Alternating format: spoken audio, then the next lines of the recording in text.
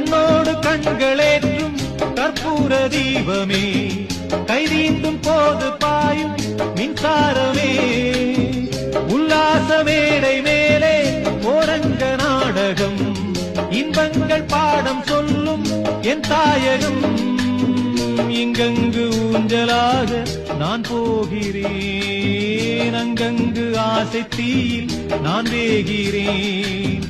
உன்றாக மோகனம் என் காதல் வாகனம், செந்தாமரை செந்தேன் மழை என் ஆவி நீயே தேவி.